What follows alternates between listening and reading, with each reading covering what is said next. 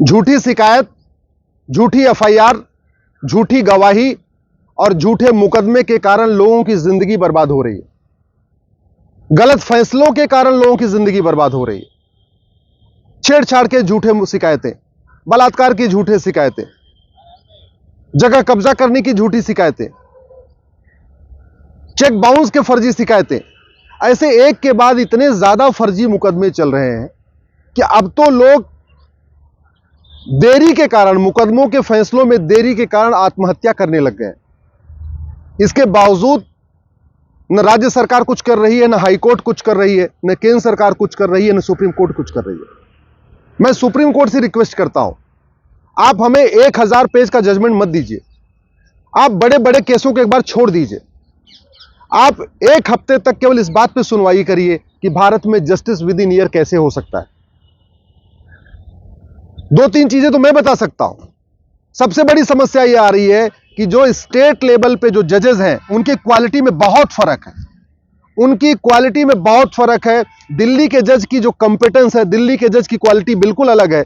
UP की जज की क्वालिटी बिल्कुल अलग है। छत्तीसगढ़ के या झारखंड के जज की क्वालिटी बिल्कुल अलग है। फिर हम स्टेट लेवल पे एग्जाम क्यों कंडक्ट करा रहे हैं? एक आईएएस की तर्ज पे अगर आईजेएस शुरू कर दिया जाए, जैसे आईएएस का एग्जाम इंडियन नेशनल लेवल पे होता है, इंडियन एडमिनिस्ट्रेटिव सर्विस, ऐसे ही अगर आईजेएस शुरू कर दें, इंडियन जुडिशियल सर्विस, और जो भी लॉ ग्रेजुएट हैं सीधे उनका आईजेएस में सिलेक्शन कर लें, उनको 3 साल 4 साल की ट्रेनिंग दे दें और ट्रेनिंग देने के बाद उनको जो है हम सीधे अपॉइंट कर दें। जैसे यूपीएससी सबका रिटर्न प्री करता है, यूपीएससी सबका मेन एग्जाम करता है, उसके बाद अलग अलग स्टेट वाइज कैडर दे दिया जाता है। ऐसे ही अगर यूपीएससी प्री और मेन आईजीएस का कर ले, उसके बाद कैडर अलॉट कर दे, रिस्पेक्टिव डिस्ट्रिक्ट जो रिस्पेक्टिव हाई कोर्ट है वो उनका इंटरव्यू करके सिलेक्शन कर लें, अपने अपने राज्यों में अपॉइंटमेंट कर दें, तो दिक्कत कहां से है? अगर ऑल इंडिया लेवल पे आईएएस का एग्जाम होने के बाद भाषा की दिक्कत नहीं है, यूपी में जो यूपी के स्टूडेंट हैं आईएएस में सिलेक्ट होते हैं, वो तमिलनाडु में नौकरी करते हैं, वो केरल में नौकरी करते हैं, उड़ीसा में नौकरी करते हैं, असम में नौकरी करते हैं। उनको भाषा की दिक्कत नहीं आती, 6 महीने में भाषा सीख जाते हैं। तो ऐसे जिसका आईजीएस में सिलेक्शन होगा वो भी 6 महीने में वहां की लोकल लैंग्वेज सीख जाएगा। वो रहने वाला हरियाणा का होगा, लेकिन 6 महीने के अंदर अपना तमिल सीख लेगा। हम कहते हैं 6 महीने नहीं, साल भर में सीख लेगा, ट्रेनिंग होते होते सीख ही लेगा। जब तक आईजीएस नहीं शुरू होगा तब तक भारत में जो बेस्ट टैलेंट है वो जुडिशरी में नहीं आएगा। दूसरी बात ये जो अभी क्रिमिनल प्रोसीजर कोड है, जो सिविल प्रोसीजर कोड है अंग्रेजों का बनाया हुआ, जब तक ये खत्म नहीं होगा तब तक भारत में फर्जी केस, फर्जी मुकदमे, फर्जी गवाही बंद नहीं होगी, झूठी शिकायतें बंद नहीं होगी। जब तक नार्को पॉलीग्राफ ब्रेन मैपिंग कानून नहीं बनेगा झूठ पकड़ने के लिए, और झूठ को गंभीर अपराध नहीं घोषित किया जाएगा कि जो झूठी गवाही दिया, जो झूठी शिकायत किया, जो झूठा मुकदमा लिखवाया, जो झूठा एफआईआर दर्ज कराया, उसको हम 5 से 10 साल की सजा देंगे। मैं गारंटी के साथ कहता हूं, फर्जी मुकदमे, फर्जी गवाही, फर्जी केस अपने आप कम हो जाएंगे। हर जिले में एक नार्को पॉलीग्राफ ब्रेन मैपिंग की लैब बनाना पड़ेगा। झूठ पकड़ने के लिए आपको हर जिले में एक लैब बनाना पड़ेगा, जिससे लोगों का नार्को टेस्ट हो सके, पॉलीग्राफ टेस्ट हो सके, ब्रेन मैपिंग टेस्ट हो सके। और कितने जिले हैं भारत में? टोटल 750 जिले हैं। एक लैब बनाने में 1 करोड़ का खर्च आएगा, यानी 750 करोड़ रुपए खर्च करके भारत के सभी जिलों में एक narco polygraph brain mapping lab बन सकती है। Narco polygraph brain mapping lab बना दिया जाए, लोग झूठी शिकायत, झूठी गवाही देना बंद कर देंगे, झूठे मुकदमे लिखवाने बंद कर देंगे। जैसे परमाणु बम बार बार चलाया नहीं जाता, बस बना के रखा हुआ है डराने के लिए। अग्नि मिसाइल रोज रोज नहीं चलाई जाती है, बस बना के रख दिया गया है डराने के लिए। ऐसे ही सबका नार्को पॉलीग्राफ ब्रेन मैपिंग नहीं करना पड़ेगा। ये कानून बनते ही और लैब बनते ही लोग अपने आप झूठी शिकायतें बंद कर देंगे, झूठे मुकदमे लिखवाने बंद कर देंगे, झूठी शिकायतें बंद कर देंगे। जस्टिस विद इन ईयर हो जाएगा तो जो गरीबों की जमीनों पे अवैध जो दबंग कब्जा कर लेते हैं वो कब्जा करना छोड़ देंगे। जस्टिस विद इन ईयर हो जाएगा, 1 साल के अंदर मुकदमों का फैसला होना शुरू हो जाएगा। तो जो सड़क के किनारे अवैध निर्माण हो जाते हैं, पार्कों में अवैध निर्माण हो जाते हैं, जो बस अड्डे के किनारे अवैध निर्माण होते हैं, रेलवे के किनारे अवैध निर्माण होते हैं, रेलवे स्टेशन के किनारे, रेलवे लाइन के किनारे, मैं गारंटी के साथ कहता हूं जिस दिन भारत में जस्टिस विद इन ईयर हो गया, ये अवैध निर्माण भी बंद हो जाएगा। जस्टिस विद इन ईयर हो जाएगा तो भारत में भ्रष्टाचार कम होगा। अभी घूसखोरी, जमाखोरी, मिलावटखोरी, कालाबाजारी इसलिए चल रही है क्योंकि मुकदमा 30 साल, 40 साल, 50 साल चलता है, सजा जल्दी नहीं होती।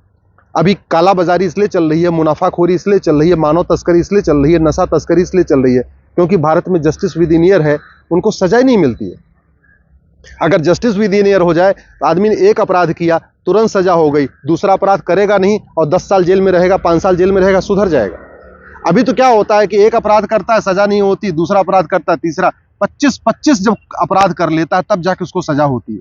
इस बीच तो वो 25 लोगों का मर्डर कर चुका होता है, इसलिए इस बीच तो 25 लोगों की जमीन पे कब्जा कर चुका होता है। इसलिए जस्टिस विद इन ईयर जरूरी है।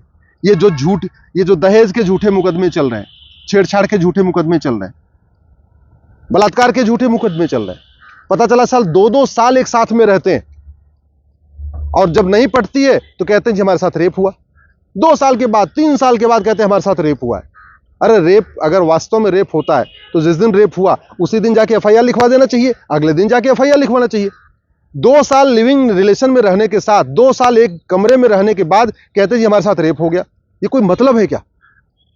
कानून घटिया है, इसलिए समस्याएं बढ़ती जा रही हैं। मैं कहता हूं भारत की 80% समस्याओं का समाधान कानून बदल के हो सकता है। 50% समस्याओं का समाधान केवल जुडिशियल रिफॉर्म के जरिए हो सकता है, जस्टिस विद इन ईयर करने से हो सकता है। जस्टिस विद इन ईयर हो जाए, माओवाद नक्सलवाद खत्म हो जाएगा। जस्टिस विद इन ईयर हो जाए, अलगाववाद आतंकवाद बहुत कम हो जाएगा। जस्टिस विद इन ईयर हो जाए, रोहिंग्या बांग्लादेशी घुसपैठिए छोड़ के भारत छोड़ के भाग जाएंगे। जस्टिस विद इन ईयर हो जाए, ये जो मिशनरियां और जिहादी झूठ बोल के लालच दे के धर्मांतरण कराते हैं, ये रुक जाएगा। जस्टिस विद इन ईयर हो जाएगा, मुनाफाखोरी, कालाबाजारी, नशा तस्करी, मानव तस्करी रुक जाएगी। जस्टिस विद इन ईयर हो जाए, जो मिलावटी दूध मिल रहा है, मिलावटी सब्जी मिल रही है, फल में जो जहर घोल के पिलाया जा रहा है, फलों में जो जहर मिलाया जा रहा है, ये सब बंद हो जाएगा।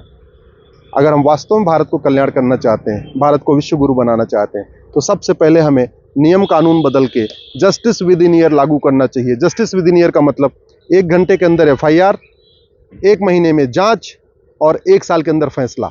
केवल इतना हो जाए, देश में क्रांतिकारी बदलाव आ जाएगा। मैं माननीय चीफ जस्टिस ऑफ इंडिया से रिक्वेस्ट करता हूं, आप देश भर के सारे हाई कोर्ट से बात कर लीजिए, आप बार काउंसिल ऑफ इंडिया से सलाह ले लीजिए, अटॉर्नी जनरल से सलाह लीजिए, एडवोकेट जनरल से सलाह लीजिए, सॉलिसिटर जनरल से सलाह लीजिए।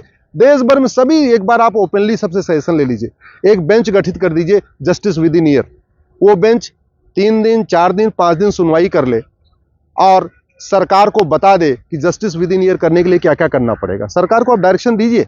अल्टीमेटली चाहे वो न्यायपालिका हो, कार्यपालिका हो, चाहे विधायिका हो, सबका लक्ष्य तो यही है ना, अच्छा भारत बनाना, लोगों की सेवा करना, लोगों की समस्याओं को खत्म करना। तो एक बार आप जजमेंट, एक डायरेक्शन पास कर दीजिए, सरकार उसको लागू कर देगी। जो 10,000 करोड़, 5,000 करोड़, 15,000 करोड़ रुपए खर्च होगा वो खर्च हो जाएगा, लेकिन 1 साल के अंदर मुकदमों का न्याय होना शुरू हो जाएगा। तो भारत की दिशा बदल जाएगी, भारत की जो डेमोग्राफी बदल रही है वो रुक जाएगी, और सबसे बड़ी बात ये, भारत की जीडीपी 2% बढ़ जाएगी। अभी बाहर के लोग भारत में इन्वेस्टमेंट करने से डरते हैं कि अगर मुकदमा हो गया तो पता नहीं कितने साल चलेगा। और भारत की यंग जनरेशन जो छोड़ के भाग रही है, बाहर दुबई में जाके बिजनेस कर रही है, सिंगापुर में कर रही है, वो इसलिए कर रही है क्योंकि यहाँ कोई इंस्पेक्टर आके धमका देता है, मुकदमा चलता है तो 10 साल 20 साल चलता रहता है। जस्टिस विद इन ईयर हो जाएगा तो बिजनेस, व्यापार भी बढ़ेगा, जीडीपी भी बढ़ेगी, भ्रष्टाचार अपराध भी खत्म होगा, आतंकवाद अलगाववाद भी खत्म होगा, धर्मांतरण भी रुकेगा, घुसपैठ भी रुकेगी, और अल्टीमेटली भारत में राम राज्य आ जाएगा।